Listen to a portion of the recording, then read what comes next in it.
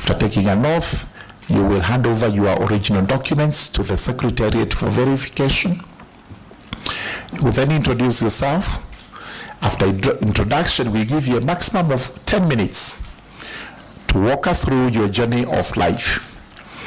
Where you were born, where you went to school, who you are in your career, how you've been nominated, and after that, the members will then field questions. So we may administer the oath to the nominee.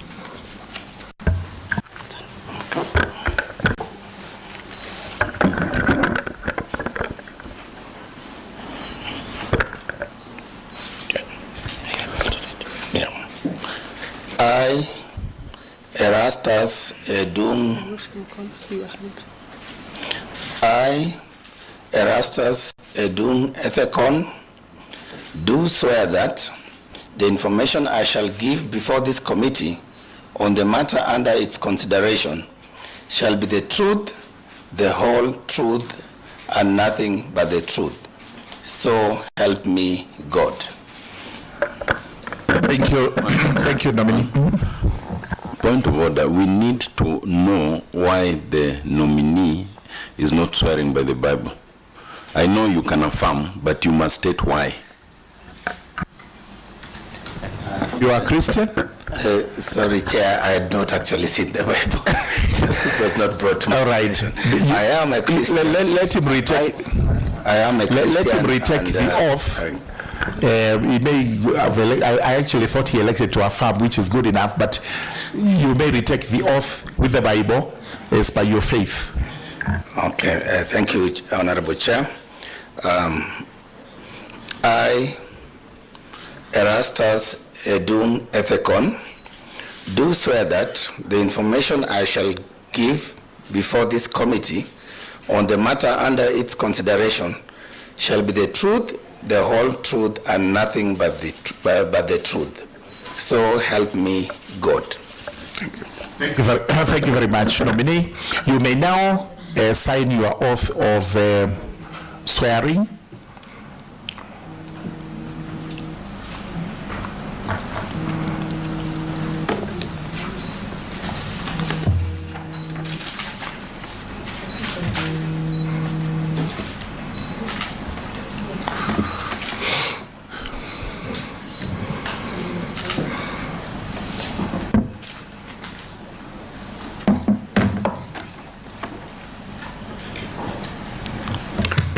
Very good. Nominee, you may now hand over the original documents to the Secretariat for verification, all of them including your ID card, academic certificates, testimonials, and any other relevant document you have. Thank you. All right. Nominee, now it is your turn to introduce yourself to us.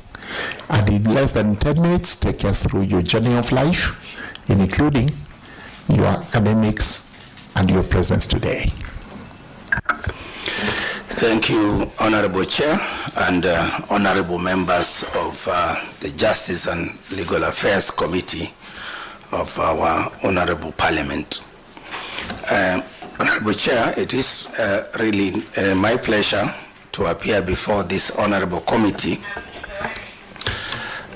to present myself and to have a conversation with you on behalf of the people of Kenya, so that this committee will understand me as an individual and me as the nominee and what makes me suitable to be confirmed as the chairperson of the Independent Electoral and Boundaries Committee.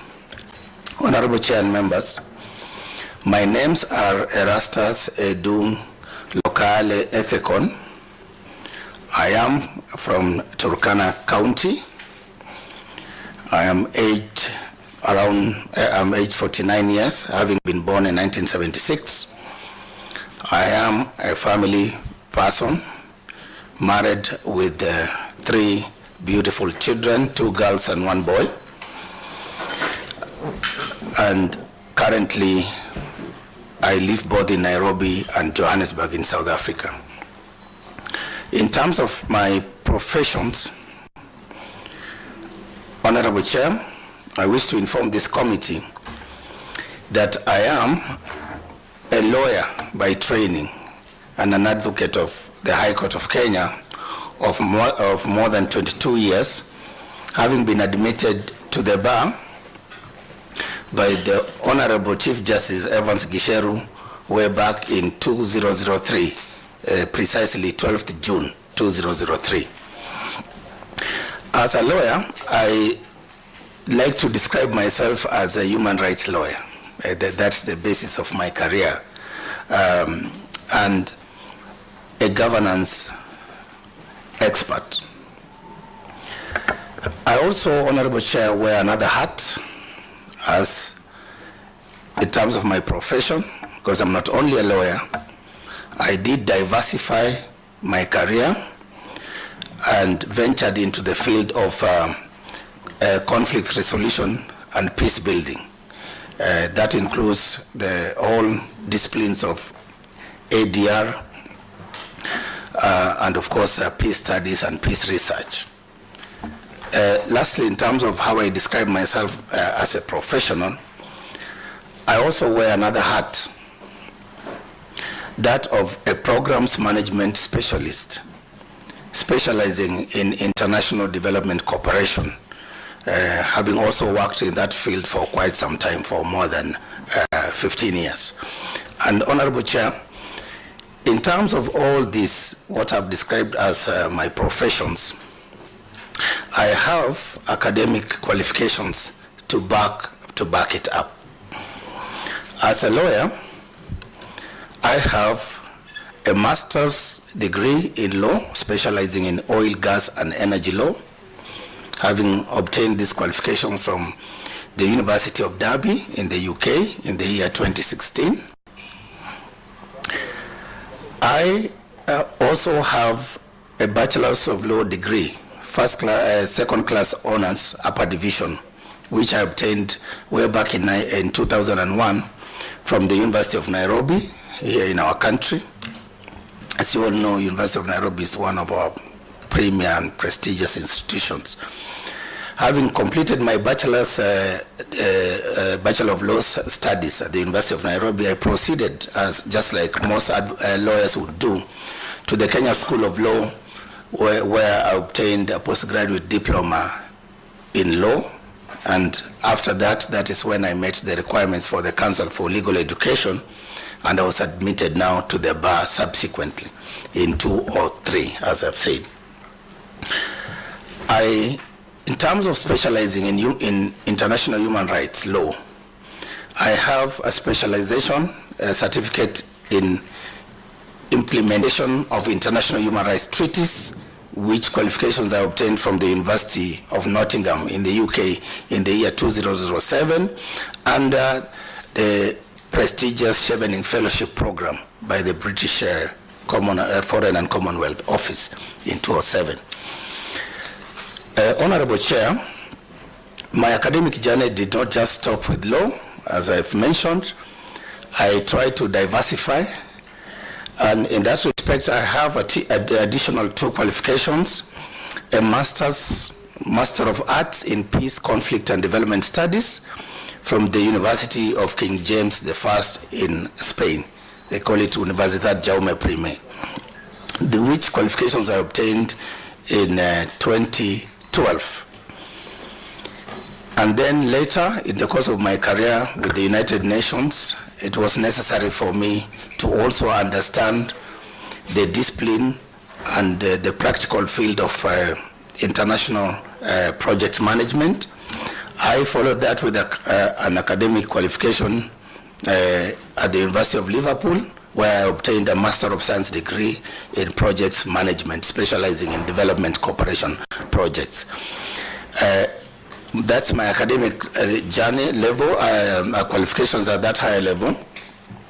But perhaps most important for this committee is for me to reflect back where I started. From the dry, dusty village of Morulem, where I started my primary school under Acacia Tree, where I schooled in class 1 up to class 4 under Acacia Tree because we did not have classrooms. That did not deter me to score an A- in the KCSE of 1991, and that qualifications removed me from the hardships of Turkana and brought me to Nairobi, where I joined the Starehe Boys Center and School. And it's at Starehe Boys Center and School that my life changed and took a different trajectory. At Starehe, we were taught to serve. We were helped and guided and prepared to serve our fellow countrymen. And it's with that spirit, Mr. Chair, sorry I'm a bit emotional, but it's within that spirit that I have focused my life on public service and giving back to the community and to my country. It is at Starehe that we were taught that at some point, this generation of ours will have to bear the weight of government in our shoulders. And in doing that, we must be guided by justice, zeal, and care. So, Honorable Chair and members, that is the bit about my academic journey and a description of my profession. Allow me, Chair, then, to just outline to you very briefly my work experience and the institutions where I've worked before having obtained these academic qualifications. In 2 minutes. In 2 minutes. Honorable Chair and members, I have had the rare privilege to work in this honorable house as a clerk assistant trainee and research associate between 2002 to 2003, where I worked with the departmental committees before I proceeded for my further studies. I have worked in 2 law firms, and subsequently I registered also my law firm in 2013. Having done that, I also proceeded to work with the National Commission on Human Rights, which is one of those commissions provided for in the Constitution, as a senior human rights officer. And I think that's when I launched my human rights career as a lawyer. So after that, I proceeded to spend most of the time within the United Nations, close to 13 years, where I served in various capacities within the institution. And in the United Nations, I would like to bring to your attention, honorable members, our role in the United Nations Development Program is to work with national institutions. And it's through that I interacted closely with our work on electoral management. And when I finished my tour of duty with the United Nations, I decided, for obvious reasons, to go back to Turkana and give back to my county. At the advent of devolution, most of the counties were going through teething problems. And one of them that I identified was the lack of qualified legal practitioners in far-flung places like Turkana. And it's within that context that I went back and I joined the county public service as the first Turkana County attorney, established the office, led that office, built its capacity. But besides focusing in Turkana, Honorable Chair and members, my influence and my mentorship and leadership also reached far across other counties such as Marsabit, Samburu, Isiolo, Mandera, and many others, where I helped our young county attorneys in terms of mentoring them and helping them to set up those very important legal offices.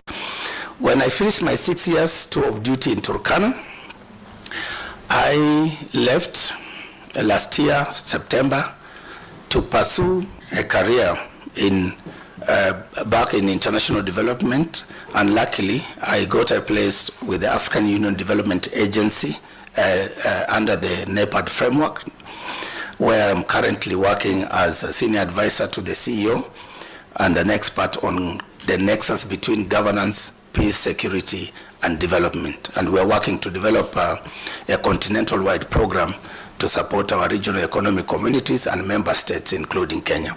I thank you, Honorable Chair and members.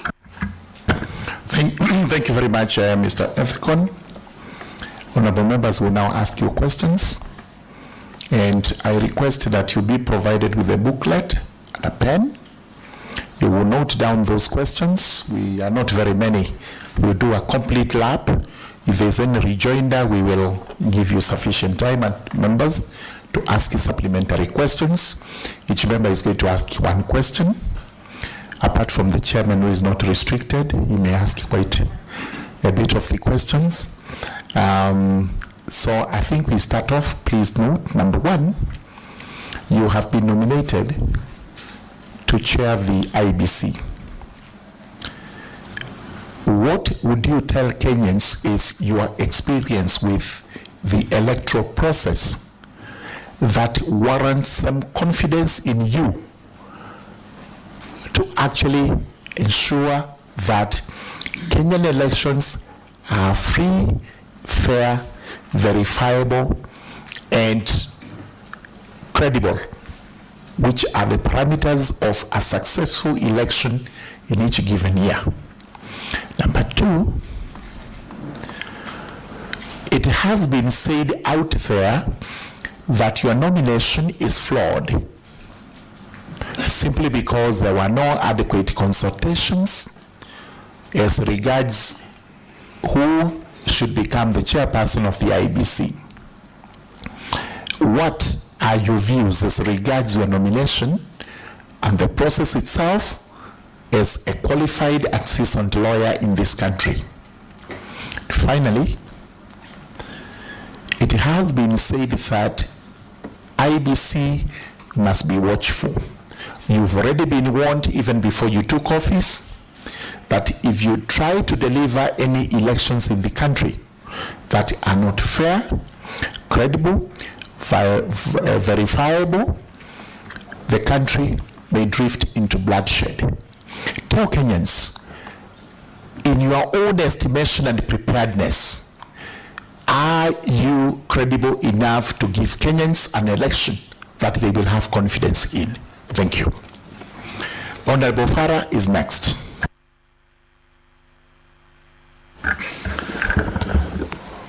I notice your journey, and only people who have gone through what you have gone through know how difficult that journey is.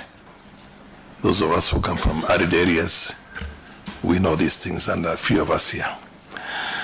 One of the biggest problems in this country in any electoral process was the fear of a bias on the part of the chair of this organization, or manipulation of results.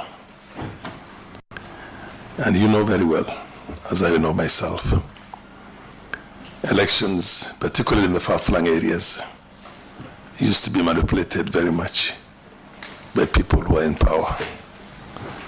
Areas like the north where you come from. And I'm sure you understand that very well. At the national level, also the fear is that it might be manipulated. We have seen it manipulated. I'm not going to state which elections were manipulated, but there are a good number of general elections that were manipulated. What this job needs more than anything else is a very courageous person who doesn't mind and doesn't have any allegiance except to God, his creator, and to the country itself. Having been a Turkana Moran, that is in your blood. How much of that are you going to implement against all odds? Thank you. Honorable Tiende Abono.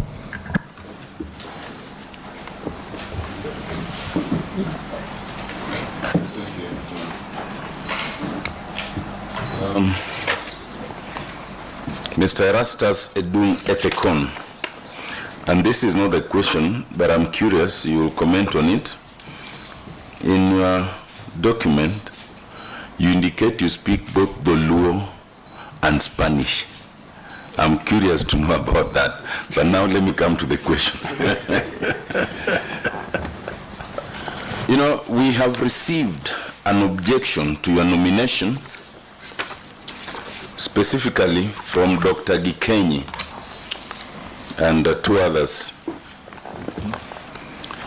And the objection is that they perceive that you'd be biased in favor of the current president by virtue of the fact that you have an association with the former governor of Turkana.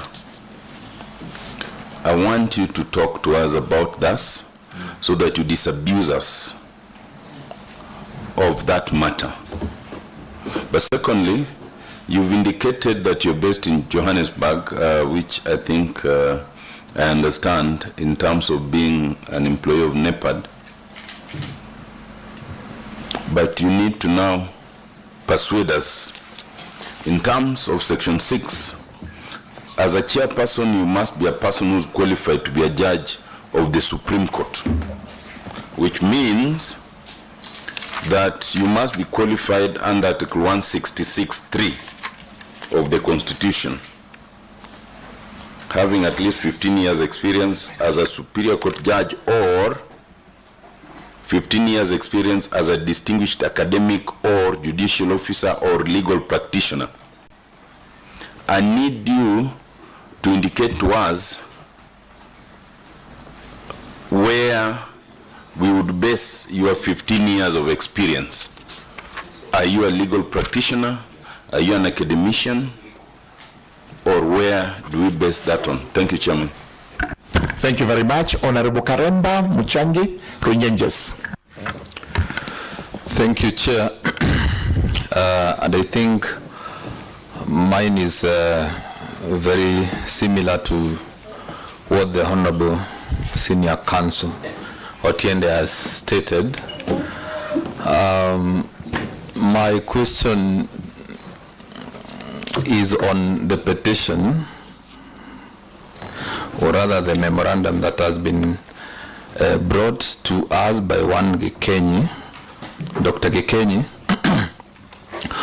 who clearly wants to portray the nominee close to the former Turkana governor, Josephat Nanok, and who also works very closely to the president. I would want to ask Honorable Chair whether the nominee will have the courage to lead IEBC with the impartiality that is needed, and whether he is patriotic enough to understand that the country expects a free and fair election. Very much. Honorable Makali, Member of Parliament for Kandoi. Thank you. We are on the throes of another election in 2027. You, I think, know what happened to your predecessors, Kibutu, Chesoni, Chebukati. What are the experiences which you have learned from those past elections, which put you in a good state to lead this particular commission so that we can have a free and fair election, taking into account the fact, one, that Kenya's elections are said to be the most expensive. Two, we are very divisive, specifically on tribal grounds, taking into account the two, you saw the split TV screen in August 2022. And three, the alleged bias, which is alleged that you have very, very close relations with Governor Nanok, which will actually interfere with your independence and your team building skills. Thank you.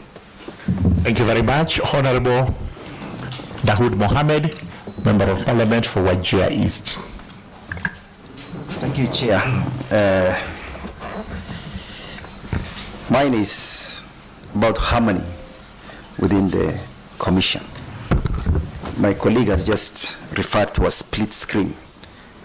I think that is a famous Chebukati 3 and the Cherera 4.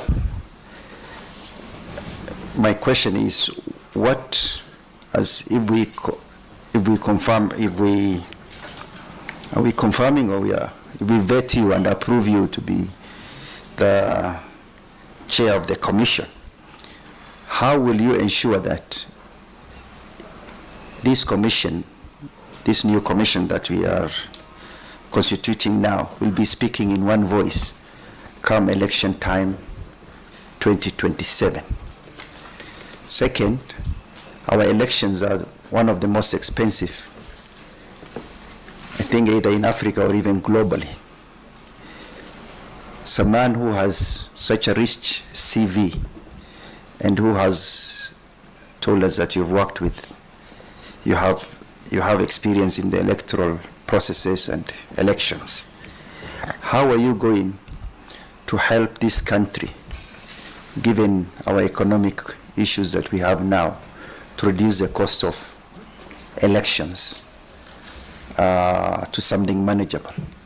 And finally, Chair, I just want to ask one question. I think the senior counsel has alluded to it about suitability. It says that for one to be the chair of IEBC, you need at least 15 years. You need to have the qualification of a judge of the Supreme Court. I'm assuming that you will fall under 166. You'll tell me if different, if than 66, Article 166 3B, which says at least 15 years experience as a distinguished academic, judicial officer, or legal practitioner. You have given us your 22 years of experience, but I want to see that distinguished part.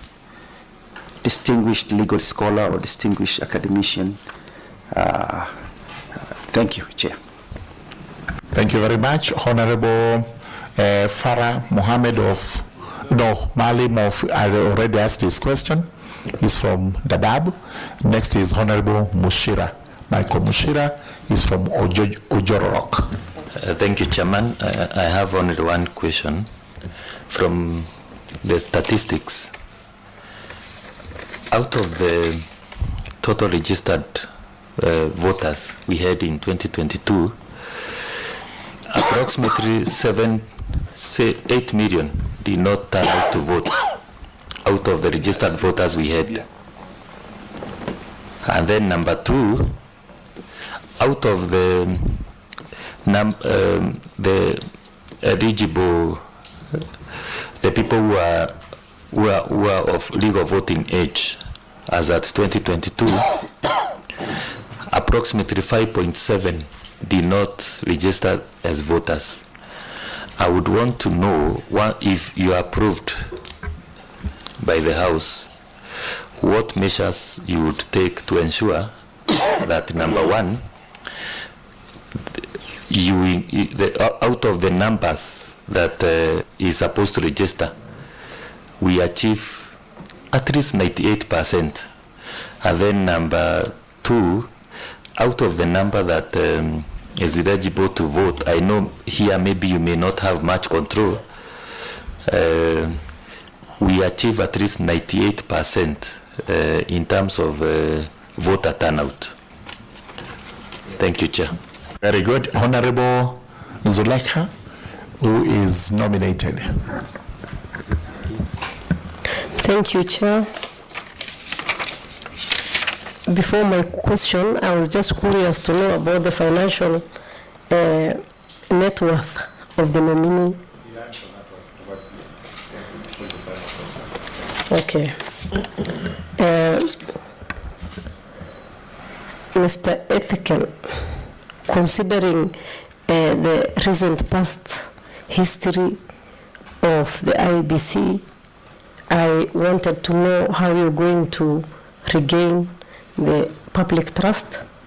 What specific reforms are you going to initiate once you are confirmed as the chairman of the institution? And what are some of the innovations in terms of technology, electoral credibility, transparency, are you going to champion as the chairman of the institution? Thank you.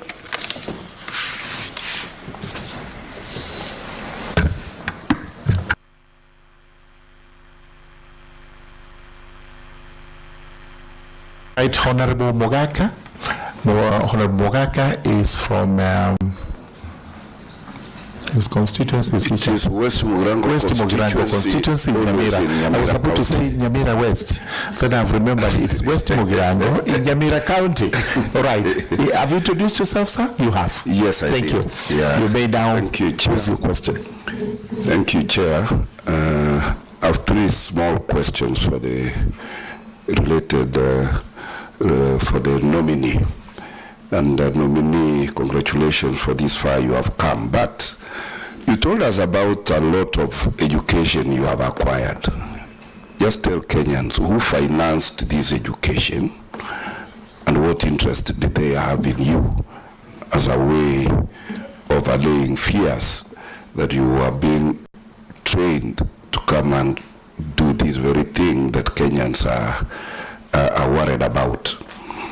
The second one is you described yourself as very rich in human rights training. Now, you are aware that electoral units in this country have been without representatives this far. Do you consider that a constitutional and human right violation for those electoral units? And if so, being an expert in human right violation, what have you done so far to appease these unrepresented electoral units as Kenya does its business as usual? Number two, if you assume this office as chair, what would you bring in by way of reparation for these electoral units that have not been represented as Kenya has been transacting its affairs normally? And then the last question is, you are aware that there is already election campaign going on even before IEBC is constituted. Do you think this is healthy for the country? And if you assumed the office of chair,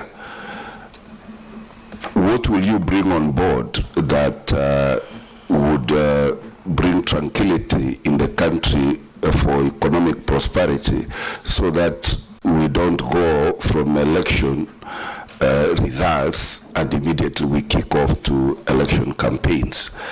And for record, Chair, Nyamira County has 2 wards which have no MCAs, Nyamaya Ward and Nyansiongo Ward. Because as you are aware, I can't transact in this committee without mentioning Nyamira County. Thank you very much, Honorable Mogaka. I think that is extremely patriotic. But you've rightly said there are 2 wards which do not have MCS, and that is the first and foremost assignment for the chairperson, nominated chairperson, if this committee finds favor to approve his nomination. The vice chairman has joined us as we were proceeding. He'll introduce himself and pose his question. Thank you very much, Chairman, and my apologies to you, my colleague members, and everyone. I was held up in other national duties. That's why I walked in slightly after the session had started. My name is Mwengi Mutusa. I'm the Member of Parliament for Kibwezi West, and I also serve as Vice Chair of this committee. Nominee for Chairperson of IEBC, a very important position in the Republic of Kenya. I have 2 questions for you. Number one of what we have been told previously, that one of the reasons why our elections are very expensive among the most expensive in the world is because of trust deficit. The political operators, us in the political class, and even citizens do not trust each other. And so, because it is also alleged that you may be of a particular political inclination, assuming that this committee approves you and finally you become the IEBC chair, what are you going to do to bridge that trust deficit so that we may begin to see Kenyans trusting the electoral process? You are aware, for example, in a country like the United States, the ballots will be sent online. They do not have to have 100 security features. People will vote. They will post them online. They will also post them through the post office, and they will be counted, and nobody will say there's a problem. But in our case, we can't even trust to print our ballot papers in our printing presses here. We have to take them to faraway countries. We have to send people to go and supervise printing, bring them here. One ballot paper has to have over 10 security features. What is it that you are going to do, given the background that has been alleged about you, to bridge that trust deficit? And number two, a practical question. Every other election, there has been contestations about rigging of elections, especially presidential elections. And majorly, that has been attributed to technology. People will say, well, we voted this way, but what was relayed to the National Tallying Center is different from what was on the ground. I have my views about it, but I would want you to tell Kenyans, do you believe that elections in Kenya are rigged? If you believe that they are rigged, what are you going to do to ensure that they are not rigged? If they are not rigged, why do you think they are not rigged? Finally, principally, you are trained as a lawyer, principally. I would want to know why it was important for you to study project management and peace and conflict. Because as a lawyer, and many lawyers are very proud of their profession, many of them stick to legal issues. So one would be curious to just understand why you found it necessary to veer and study other professions. Thank you. Thank you very much, Vice Chair. Thank you, honorable members. I counted the questions in spite of them having been told to ask for one. They did about 2, others did about 3, maximum at 20, all of them. We have 20 minutes within which to answer the 20 questions. So please be concise, precise. You do not have to repeat yourself, and where you can condense answers in respect of 3 questions into 1, please do so. 20 minutes to do that. Thank you. Thank you, Honorable Chair and Honorable members of this committee. Allow me to really sincerely thank you for those very important questions, questions that are vexing to all of us and to Kenyans, and questions that beg answers from me as the chair nominee, but also to some extent answers from all of us as Kenyan citizens. In regard to the first set of questions from the Honorable Chair regarding what I bring to the table that will inspire confidence and ensure that Kenyans enjoy that right to elect their leaders in a free, fair, verifiable, and credible elections. I think, Honorable Chair and members,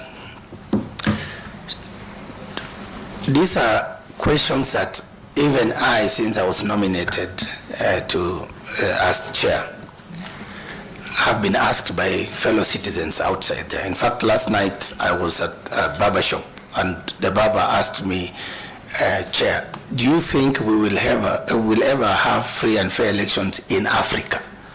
Not Kenya alone. But I knew, of course, where it was going.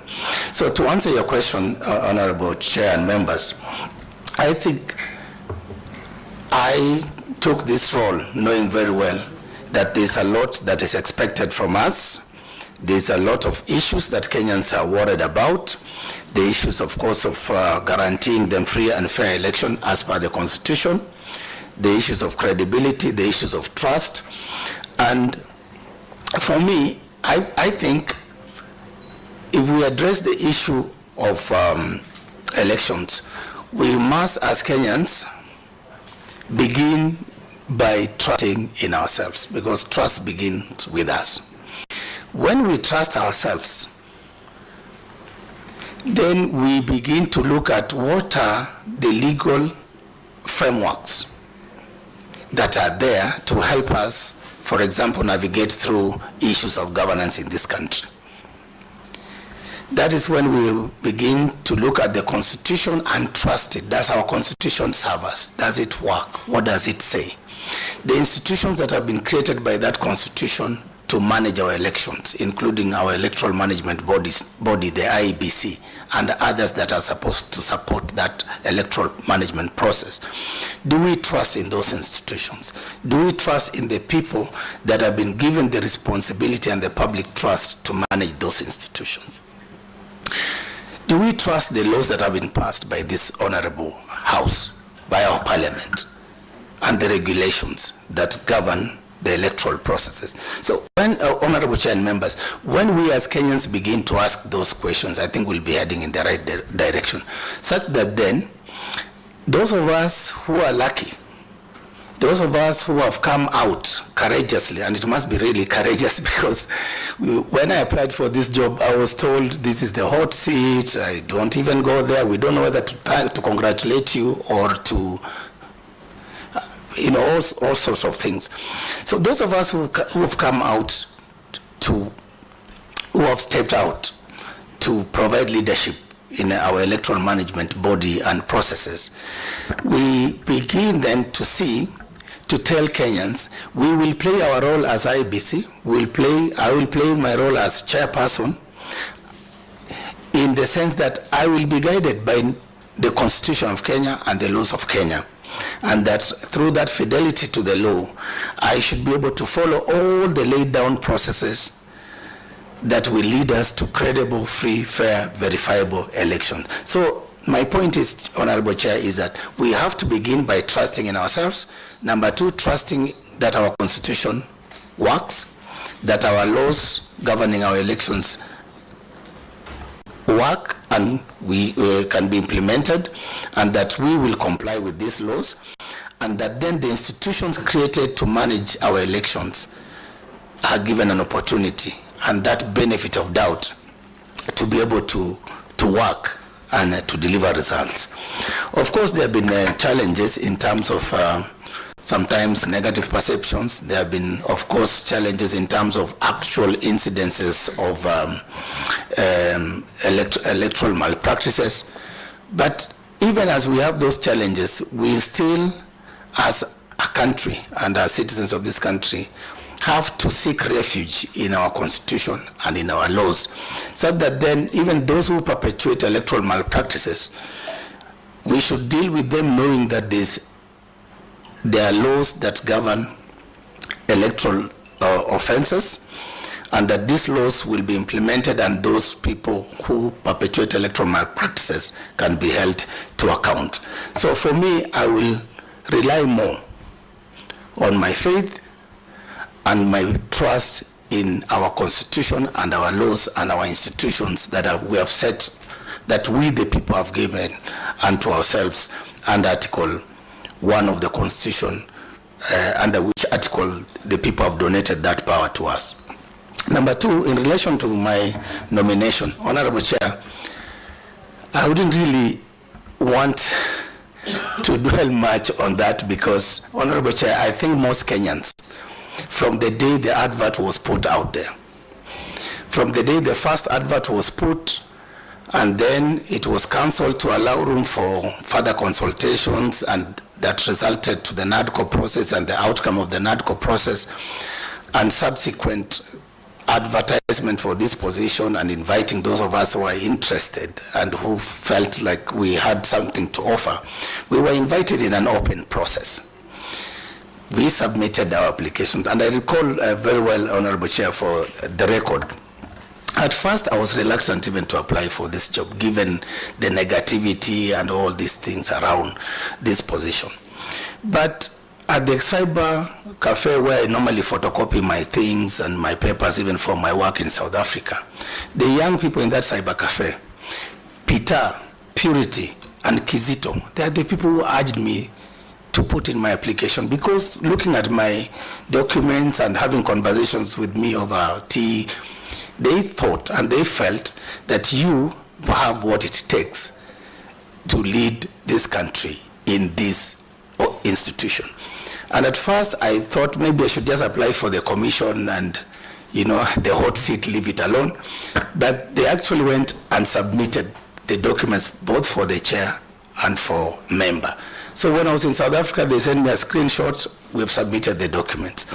And later on, when I was on my way to, I think, Angola or something, I saw my name in the newspapers that have been shortlisted.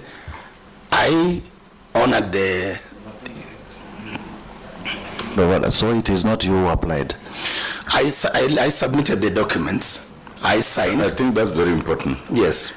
Are you saying you did not submit your own application for this position? All right. Kisito, the one who photocopies for me. So I bound everything, and I asked them to submit once everything was in order. So they submitted the documents for you? They just submitted the documents. You had applied yourself, you had signed the documents, etc. Yes. So let's carry on. Actually, I have a copy of my application. No problem. With the documents. Okay. So let's move on to the process. Yes. Yeah. Actually, basically, all these conspiracy theories around maybe being pushed around by certain interest groups to apply. I just wanted, for the record, for Kenyans to know that ordinary Kenyans are equally concerned, and they felt maybe they can urge me to apply. So I went through interviews. They were televised. I gave my account for why I should be considered for this position, and I think the rest of the process proceeded as per the law that governs recommendation, nomination, and approval. And that's why I am here, Honorable Chair. So I would like to rest that matter at that point, and then to proceed to answer other questions, including the warning that 2027 might be a bloodshed if and when we as IEBC mess around with the people's votes. I think, Honorable Chair, this is a very uncomfortable discussion, but also very necessary, because those of us who have been in this country long enough, we know what we have gone through from 1992. At least that one I can recall. I'm sure most of you are there, maybe 1988, and participate in these processes. We've had a pattern where every election has had some incidences of violence.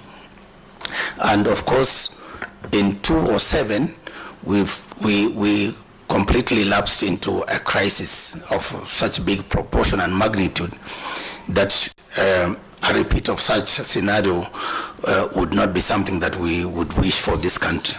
So as IEBC, we will work very hard with other stakeholders, including the security agencies. We would work with the National Cohesion and Integration Commission. We will work with partners in civil society, the media, to ensure that as we move towards this 2027, that we will put in place measures to prevent electoral-related violence. And Honorable Chair, during my tenure and my work at UNDP, most of the work that I did was around the recovery from the 2007 post-election and working with national government institutions, including the IEBC, for programs that ensured that we had the 2010 referendum that went peaceful, the 2012-2013 campaigns and subsequent elections went successfully. And there are those specific measures that we put in place that, given this opportunity, I'll be able to bring to the IEBC and to the nation, so that then we work on electoral violence prevention. We can have a robust program on that. Just before you go on, Honorable Karemba, you had some rider to put to that very fast? I am not satisfied by how you have settled the question that I asked, because I feel that he is now answering. You know, He has not come to you as yet. Oh, okay. This is still. Those are for free from me. Okay.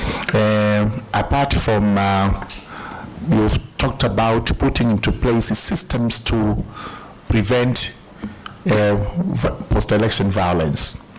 Will you also put in place systems to prevent election malpractices?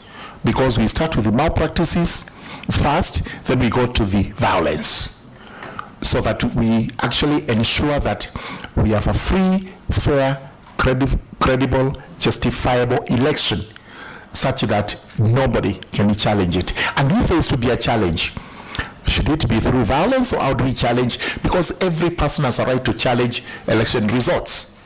With written violence, or how do we challenge when there is grievances regarding an election? Okay, thank you. Ogata, Araiba? Okay. Yes, on that. One, he mentioned of having been pushed by even Babas to apply, as he fully disclosed who others pushed him to apply.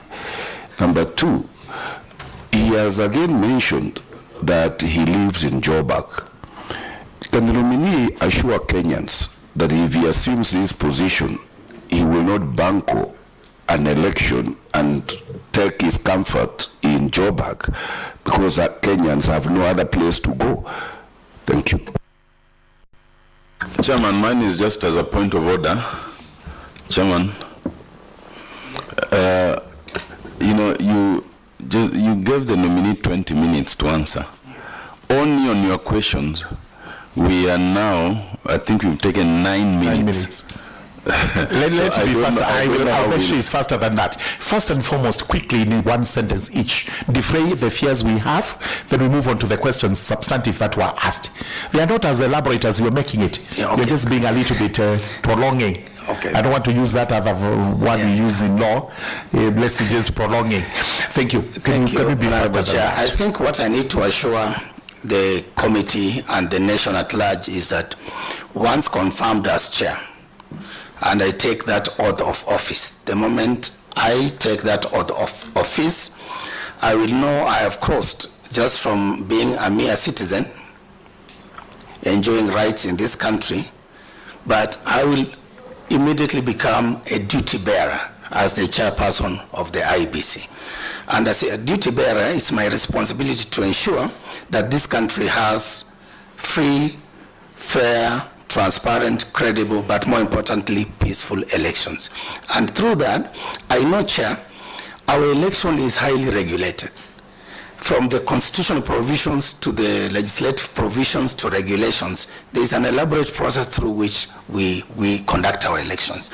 And as the new chair and commission, we will ensure that internally we put our house in order. That if there are any challenges that the post-election evaluation report identifies, if there are any challenges that our partners and stakeholders, for example, through the political parties liaison committee, if there are those challenges that they identify, it's our responsibility as duty bearers to put in place measures to rectify those, so that then we perfect our system. Chair, also, In terms of those incidences of malpractices that sometimes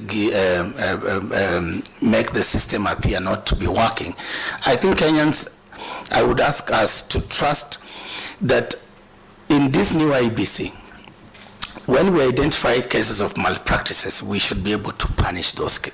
We should be able to take action in terms of working with the relevant government institutions to investigate and bring those perpetrators to book.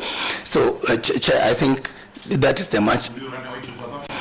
Will you run away to South Africa if you bugger the election and you leave us fighting one another? Chair, this is my country and I love it very much. That is why I came back, and that is why I want to continue serving it in this. Why are you working in South Africa?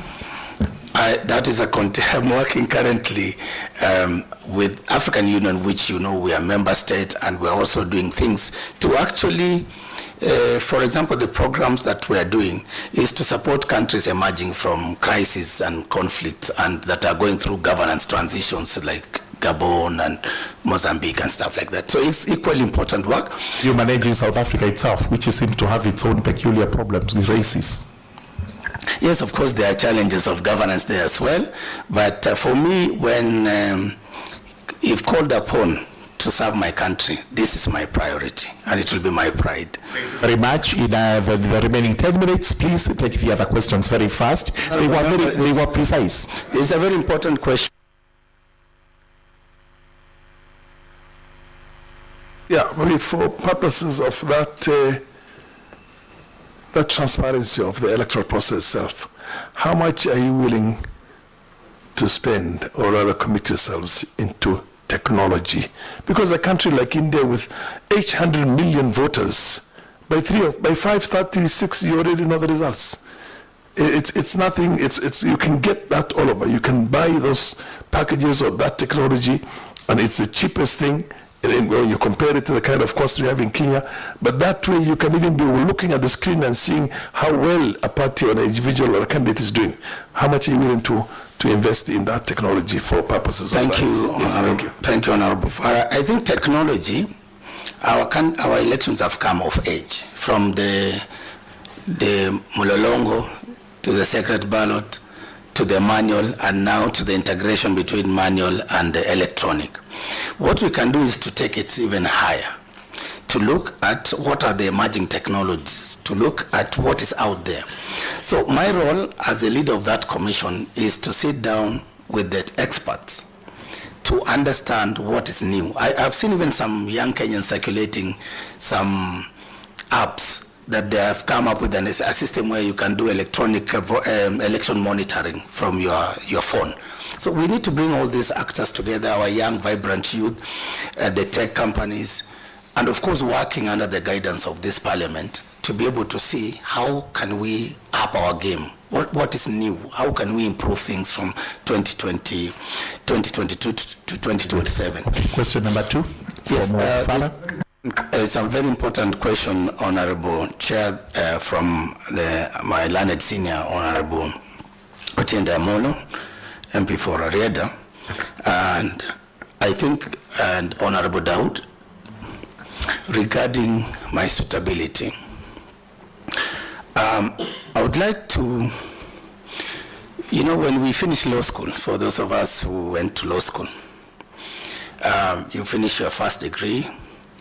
Normally, you can choose to go to the Kenya School of Law and to pursue a career. Law school is which one? To the Kenya School of Law. Which is law school in Kenya? The School of Law or the university you go to? You finish the university, you go to the Kenya School of Law under the Council for Legal Education.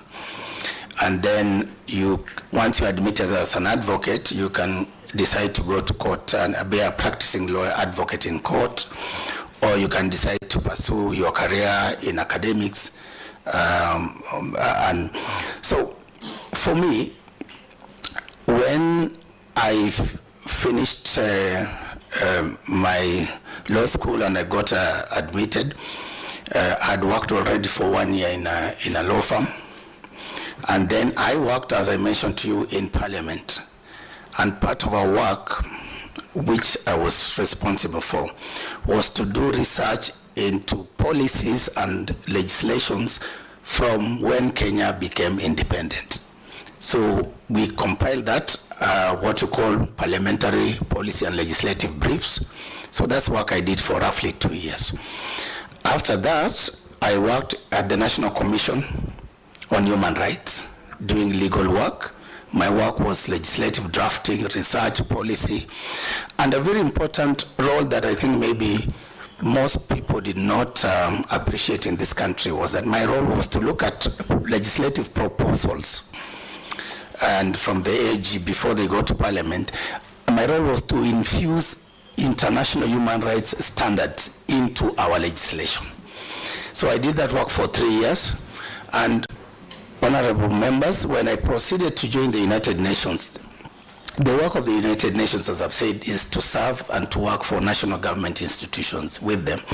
And my specific role was also centered on providing leadership at the Kenya. As a point of order, because the nominee is answering my question, I'd like the nominee, you have a copy of the Constitution, to open Article 166(3)(b), so that please answer that question with reference to that section very shortly. Justifying your great academic achievements. Honorable Chair, are you qualified to be the chairperson? Yes, Honorable Chair, because I have spent over 15 years doing legal work, mainly in the field of human rights.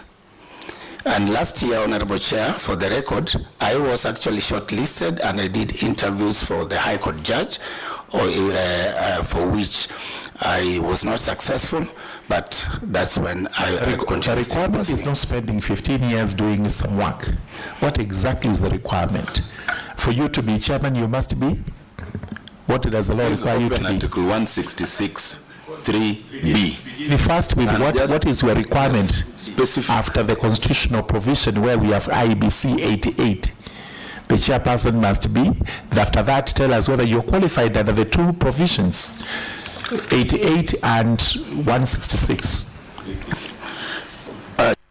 Chair and members, I am qualified because I'm a legal practitioner in the field of human rights and human rights law, with specialization in international human rights. Does 88 say a person qualifies to be chairperson if you're qualified to be a judge of the Supreme Court? I don't know, to be a judge of the Supreme Court. Chair, correct? Chair, he has Article 166. Yes. Look at so from there, go to look at Article where 166, who is a judge of the Supreme Court, so that you can tie the two together and say, I'm qualified because Supreme Court, judge, Supreme Court requires. It's over. Chair, I think in terms of Article 1663, it talks about at least 15 years experience as a Superior Court judge, which I have not been a Superior Court judge, at least 15 years experience as a distinguished academic, judicial, legal practitioner, or such experience in other relevant legal field. And I think that's where I fall to Honorable Chair. That's where you fall. You don't, do you think, or you actually confirm? I'm saying I confirm. That's where I fall. Thank you. All right, let's move to the next. We have to move on. See, which is that relevant field? In the relevant field. Which is the relevant field now here? International human rights law. International human rights. Yes. Right. The field it doesn't have to apply. It's a relevant field, like a litigation lawyer. That's the field I specialize in. Okay, let's move on to the next question from Karemba, quickly. In terms of the question from the Honorable Karemba, he has raised the issues of my close relationship with Honorable Nanok, was our former governor. Honorable Karemba and honorable members of this committee, I've known Honorable Nanok when I worked with him as the county attorney for Turkana while he was serving as the governor. And I worked with him for 4 years, and our relationship was purely professional in serving the people of Turkana in our various capacities, him as governor and myself as the county attorney. And our relationship, the professional relationship, ended in 2022 after he left, and then I continued serving under Honorable Jeremiah Lomorkai, the current governor for Turkana, for another 2 years, bringing a total of my service in Turkana to 6 years, and I left. And Honorable Chair, with your permission, allow me to assure this committee that whatever the relationships, whether familial or friendship or people you have gone to school with, which I'm sure some of them are in this house, some of my former bosses are also members of this parliament, some are in the civil society. No man is an island, no person is an island. But what our constitution tells us is that IEBC is an independent commission. IEBC must not be under the control or direction of anybody whatsoever, any person or authority. And that if I, as a chairman, once you confirm me, if I misbehave in the process, the provisions of Article 251 will check in. Any member of the public, any citizen of this country can petition this house, this parliament, to remove me for any gross misconduct, violation of the constitution, incompetence, or any other reason that is within the law. So I don't think the nation should worry about the many relationships we've had as we grow along our career paths or in our lives. Are you related to Honorable Josephat Nanok? Are you related in any way? For filial, for the record, Honorable Chairman, marriage, etc. For the record, Honorable Chairman, not even close, even at the level of clan, let alone family. And we come from totally different villages, even clan-wise. If you look at it, we are very, very far apart. We have no any relationship, whether by marriage or extended family or anything like that. Thank you very much. Honorable Makali's question. Chairman, as is leaving that, I had asked the very important question that the nominee must disabuse the allegation contained in Dr. Magenyi's affidavit that he would be biased in favor of His Excellency Dr. William Ruto.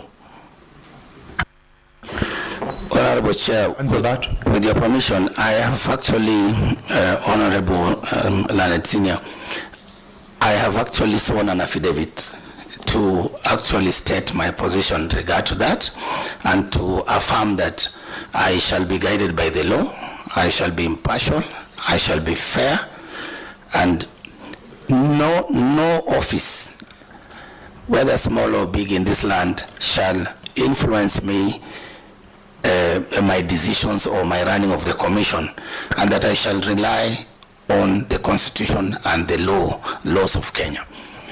So therefore, they're asking you whether you'll be courageous to announce results. That's what they're saying, that you will not be. Chair, I look at both, even the president of the way I see things, as I've said, the moment I take oath of office, should I be confirmed, I look at both potential, all those people will come up to offer themselves for the leadership of this country at the level of presidency. These are my clients. These are the people I serve. These are the people that we will work with to ensure that whoever Kenyans elect, they should be able to trust the process and the outcome. Chair, with your permission, Mr. Ethokon, I want you to answer that question specifically. Will you be biased in favor of William Ruto or not? Absolutely, Honorable Chair and members, absolutely not. Just answer the way he has asked. I will not be. I shall not be. Thank you. Chair. He has indicated that he will not be influenced by him. You said you were a bit reluctant to apply for this position. You were influenced by Babas in some place. You are going photocopiers. Will you confirm to Kenyans that you have actually the spine to be in this office, which is a boiling room?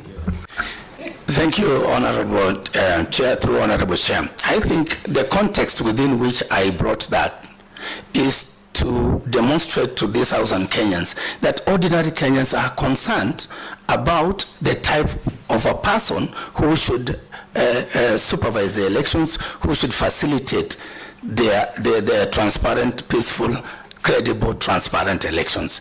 Which is why, looking at even the various people who are out there, they thought, I am untainted, I am qualified, and from our conversations, they felt I'm passionate enough to go for this position. And I would want to assure this House that those values that I bring and my commitment, that is what I bring to this House. And no office. And the spine?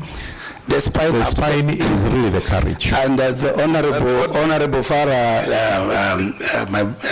did indicate that we are warriors. You know, when you look at the journey, some of us have survived, you know, bandit attacks, even when coming to Nairobi for school, our villages have been overrun. We've gone through these traumatic experiences. So I don't think there's anything that can cow me. Whether you hold a gun on my head, as long as I do the right thing, what the law says, I shall do it. Thank you. That's a commitment you make it to us. The question by Honorable Dawood, is there anything remaining that is not answered?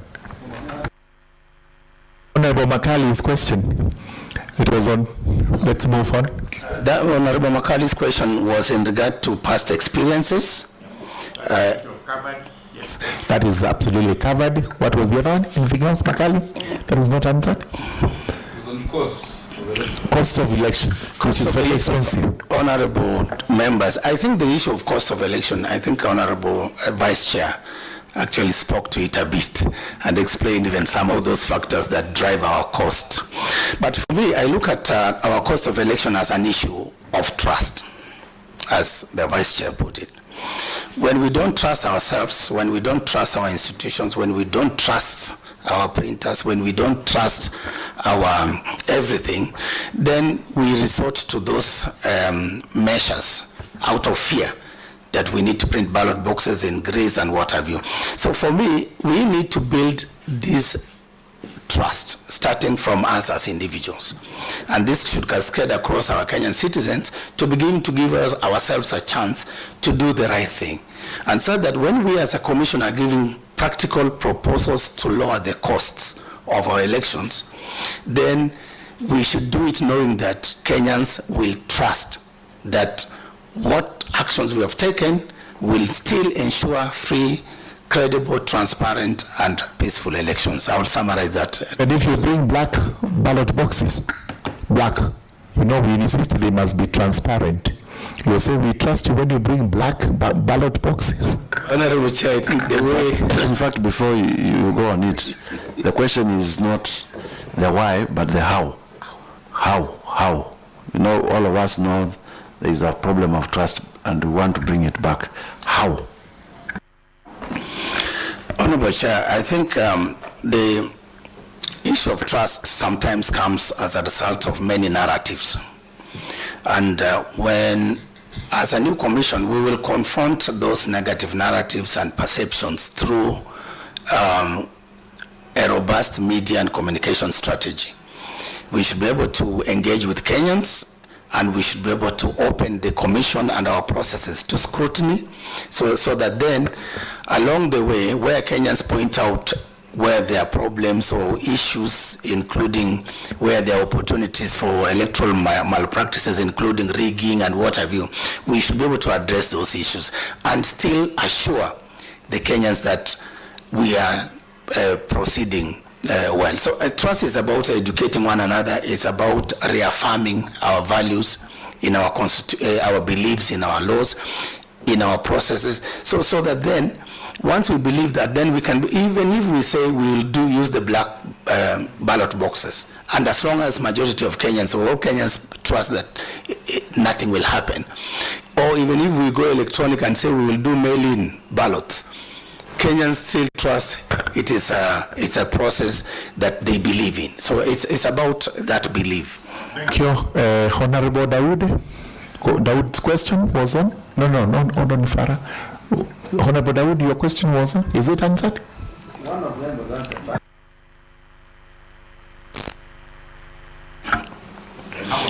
harmony so that we don't have two I think screens. in terms of, I think as a commission, the commissioners are 7 by law, with the chair as being the primus inter pares, the first among equals. And when we are brought on board, if everything goes well, the first thing I will do as a leader is to ensure that there's proper induction amongst this team, so that we all understand what our functions, what our roles, and then build that teamwork together. So that is one of the first step in terms of creating harmony, because we come from different orientations. Maybe a few of us are lawyers. There's a way in which we behave. Others are from different backgrounds and professions. So we need to reconcile that and focus on one agenda. Number 2, I think where disputes arise, which are bound because we're human beings, where disputes arise, we have to put in place internal mechanisms to resolve those disputes. And I think that's where my knowledge of, conflict resolution, mediation, negotiation come in. So I'll be able to play that role. And where perhaps the issues between us that will require maybe outside external interventions, we have even our interreligious leaders who can intervene and be able to resolve any disputes that are within us that are likely to affect our work. Thank you. That is arbitration you've just talked about, or negotiation. Honorable Mushira's question was on what? I think it's done? I will want to... The turnout, yes. Why do we have poor turnouts ordinarily in Kenyan elections, and the registration which you're just about to back on? I think to attack the reason why there could be that low registration and voter turnout, you can begin to see even in the last, compare the 2017 and 2022 elections, the turnout for 2017 was around 78. And then the subsequent election, we were looking at 64. So you see almost a 10-point. So I think we would need to, number 1, address, of course, the issues of trust. Because the disillusionment of our young people particularly, when they don't see any value in participating in these processes, then we need to address that and to talk to our young people to come up and register and restore hope to them that it is a civic duty for them to undertake. Number 2,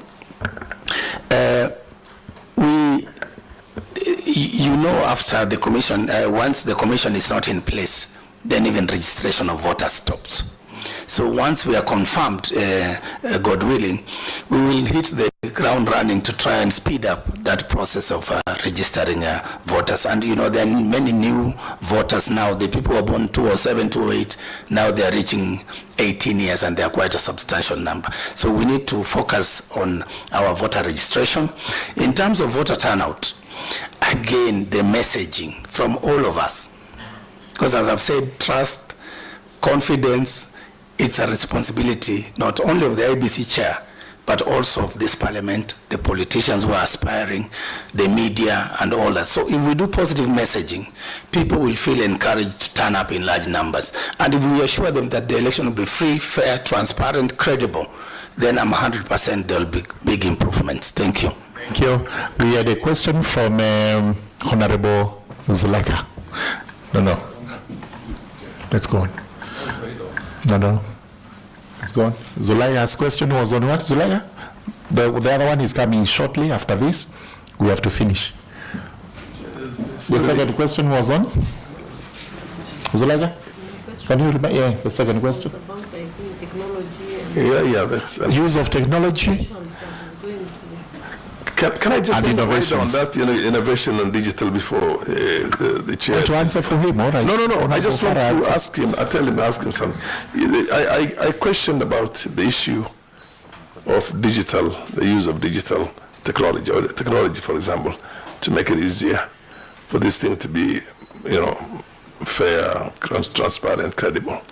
We also have the issue of digital, which can be misused, which is the social media right now.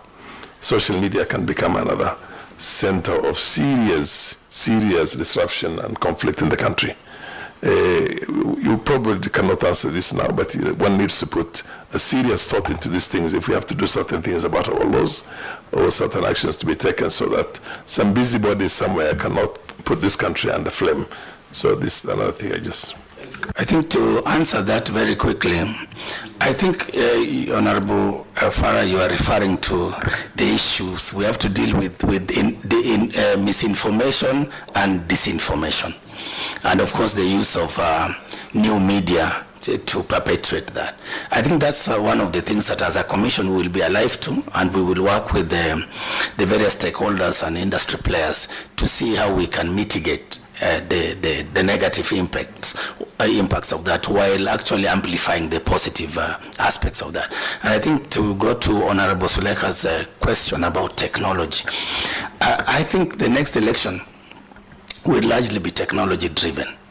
Even if we don't adjust our laws to allow for final results in terms of our electronic transmission, but I think out there, in terms of mobilizing our young voters to vote, in terms of educating them on the voting processes, in terms of encouraging them to turn out, technology, for example, the chatbot and other apps will come into play. Instagram, TikTok, all these platforms. As a commission, or personally, in order to encourage our youth, we will work with the leaderships of the youth in this country to identify those opportunities in the digital space. Thank you. Honorable Mogaka, is yours answered? Mogaka, we had a series of them. The series of them. I think they were all answered. They have not been answered. I asked who funded his education and why. Sorry, the first one was what? Who funded his who funded the education? Education and why? Very fast. Thank you, Honorable Chair. My education at Starehe Boys Center was a free boarding space which was granted to needy boys by the late Dr. Geoffrey William Griffin. My education at the University of Nairobi was funded by the government of Kenya, for which I've paid the HELB loan, which I have the certificate here.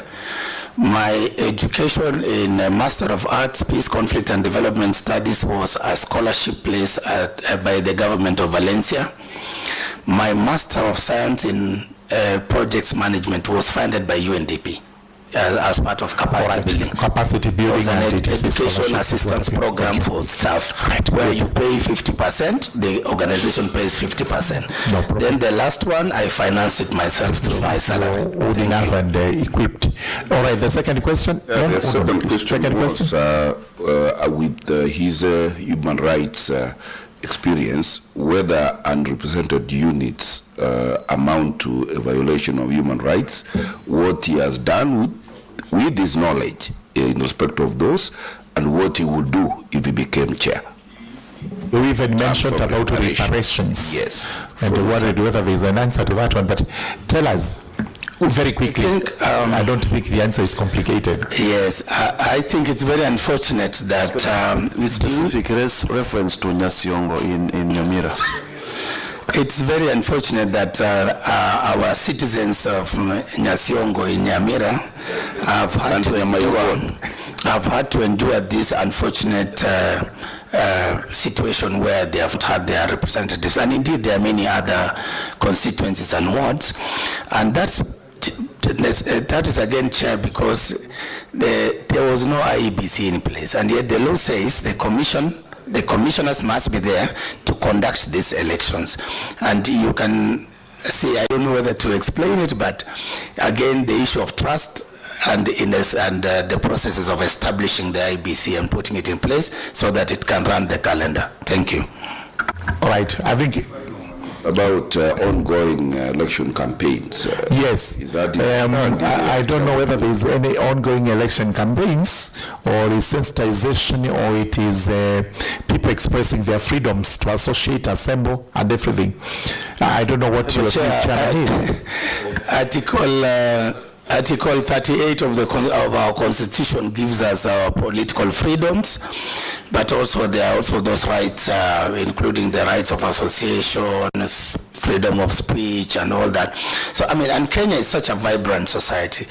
And I thank God for that. We should be proud as Kenyans that we have a constitution that gives us these rights. I have visited some countries, and the moment you land there, you can see gloom and what people are not engaged in this conversation even about their governance and leadership and their future. Thank you. As in closing, I know you're but I've just seen the replying affidavit, and there's a question that arises from paragraph 3.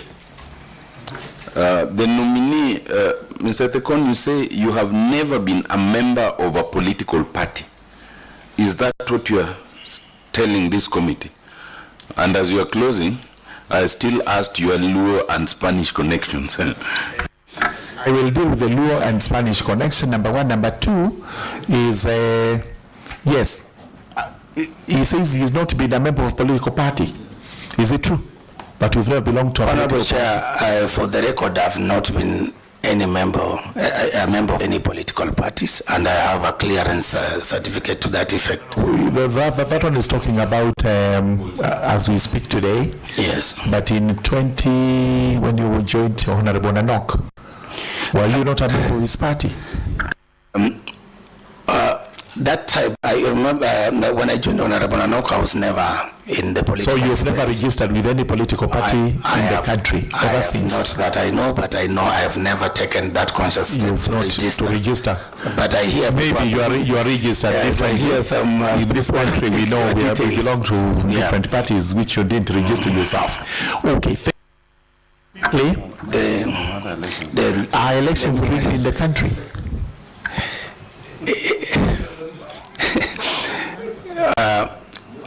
The chair also, as he does that, on the lessons learned and what he brings on board. That's what I had asked him also. I think, Honorable Chair, the elections in Kenya, I think over time that there's been a lot of improvement in the way we manage our elections. Let's give credit where it's due. But we cannot also deny the fact that there have been challenges here and there, including some incidences where there have been electoral malpractices, including rigging of elections in some stations.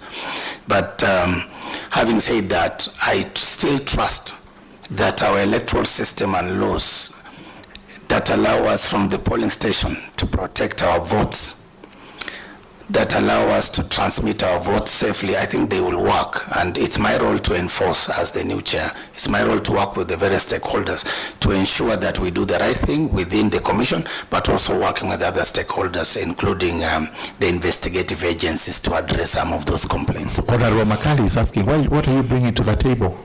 Different from Honorable Chebukati and Kivuito, Chesoni, all the way to Montgomery. I think I bring to the table my passion and commitment to this country to consolidate and entrench the democracy that we need for stability, for economic development, and for prosperity of this country. And I have all the necessary tools, whether in law, in conflict resolution, in managing election as a project. I bring those multiple tools and skills to the table. I also bring my experience and networks having worked with the international community, civil society. These are people I can work with together to support us to succeed as a country. Right, thank you very much. Now, these are very routine questions which you have to answer yes or no quickly. Number one, have you been convicted of any offense in the Republic of Kenya or even out there? Loudly enough for me to hear. No. Number two, have you been named or aspersions cast on you regarding Chapter 6 of the Constitution, that is your ethics on matters governance? No. State, in what areas do you have potential conflict of interest if you are selected to be the chairperson of the IEBC? Where do you think there will be a conflict so that Kenyans know where to watch as you continue to deliver these services? Honorable Chair, at the moment, none, no. But if they arise, I will invoke the provisions of Chapter 6, Article 75, and I shall declare immediately those incidences. Right. Have you been able to do any pro bono services, to give pro bono services in the country? And if yes, which particular counties? And what did you do there? Honorable Chair, at Starehe Boys Center, that's where we were taught voluntary service, and I worked in our local health center back home, and I also volunteered as a teacher before I joined the university for a whole year. And throughout my career, I have done other voluntary services within my community and in building churches, the African inland churches. Thank you very much. And finally now, as we stop there, what is your net worth? How do we value you so that we are able to monitor you? Because you know very well IBC may be a very lucrative place to do illegal business in the breach of the law and to abuse that office. What is your net worth? Honorable Chair and members, my net worth is estimated at 276,882,237. Made up of what? Made up of mainly assets, land, livestock, some Safaricom shares, and motor vehicles. And motor vehicles. Yeah. What are your current sources of income? Currently, my sources of income are from my earnings from the African Union Development Agency. All right. Do you anticipate any other sources of income in the future? And maybe in the next few months, the county government of Turkana still owes me my gratuity. Do you expecting gratuity from the county government of Turkana? Yes, yes, Honorable Chair. Thank you very much, Honorable Erustus, Edung, Ethokon. The livestock, do you anticipate?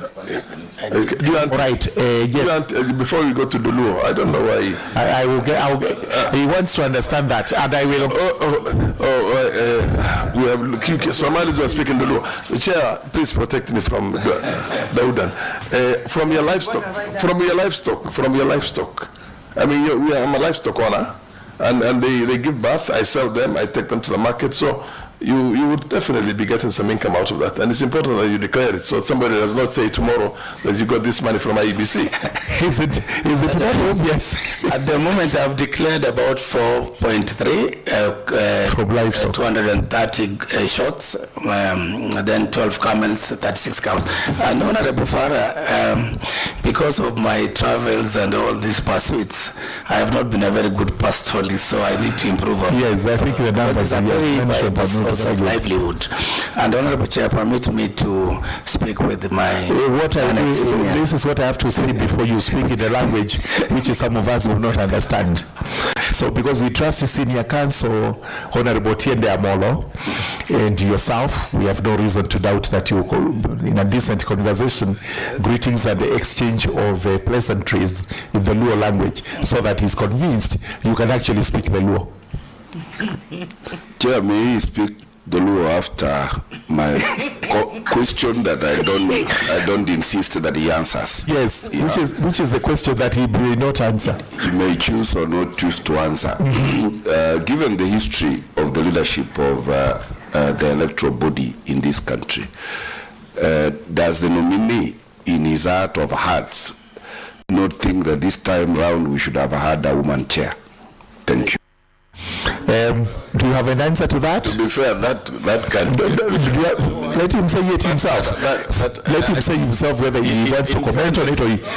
As is Chairman. It is a start. Point of order, Chair. Point of order, Chair. Peter... Point of order, Chair. Yes, I think I will allow... Could you confirm whether Peter, Purity and Kizito, who assisted him to apply, are South Africans or they are Kenyans? Yeah, of course they're Kenyans.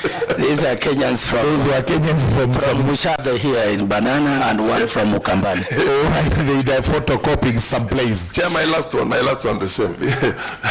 Given, one thing is, there's no question, when there's a post-election violence and we have problems in this country, it is the common people who suffer. It is not the politicians who are responsible for the violence and for all these electoral problems. Now that your candidature and your chairmanship largely will also be as a result of those common people you sat down with and who noticed your potential. And if you are confirmed, you give an undertaking that you will protect Kenyans to the hilt. Because this is the first time that we're seeing... Please undertake to that because it's very important. They are watching the lives of Kenyans every day. I shall undertake that, and Chair, with your permission, I want to assure the honorable members that if we remind ourselves of the oath, that if confirmed, I will definitely take. The oath reminds us of a lot of things. Okay. That we shall obey, we shall respect, and discharge the trust. And that I give my assurance. Thank you. Okay. As regards the last one from Honorable Nyamira, Member of Parliament from West Mugrango. Yes, given the history of this country where perpetually we've had the leaders of our electoral management bodies being men, I think for me, there will be a time, and it must be soon. Probably, if confirmed, I should be perhaps the last male chair we give a break, so that then our able ladies also discharge this responsibility. And I have seen many very successful women run bigger institutions. Absolutely. The rest of it is contained in the selection panel report, which we shall be looking at as regards how many names were taken, whether any ladies were in there. Now the law. Can you have an Chair. All right. What we do is because there is an objection from Honorable Karemba. Yes. Because you do not understand what you are going to be saying. And again, I invite. Not the question, Chair. Let's be clear. I did not and I do not seek the nominee to speak in Luo. What I want to understand is why he has listed the Luo as one of the languages he speaks, and Spanish. Those two. Just has he put it Turkana? Yes. He's put Turkana, Swahili, English. Then he also speaks the Luo. He speaks Spanish. I speak Kikuyu, and I'm not a Kikuyu. I don't think he needs to explain that one. I'm not an Arab. So why do you speak the Luo? Yeah, can he add when he will start speaking Etogusi? Honorable Farah, order, please. Why do you speak the Luo? Just briefly tell us how you came to. It is a reflection, Honorable Chair, of my journey. At some point when I was very young, I lived with my mom in a place called Nyawita, somewhere in Kisumu. And my first primary school, I attended there, and that's the language that I picked as a child. It was picked as your mother tongue.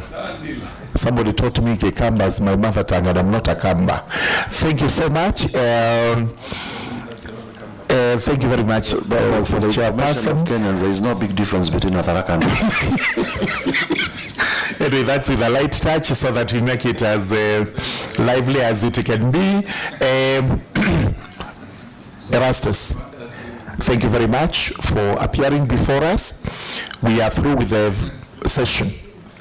As we said, it's a session to confirm whether the process by which you were nominated was a process in accordance with the Constitution and the law. Number two, whether from your own expression you are suitable for this job.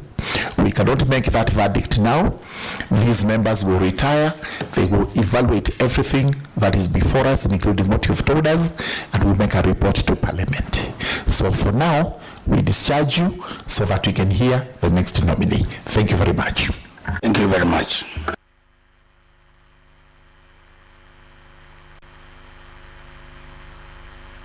Return to him his original documents. The rest of them can remain with us, the copies. Okay.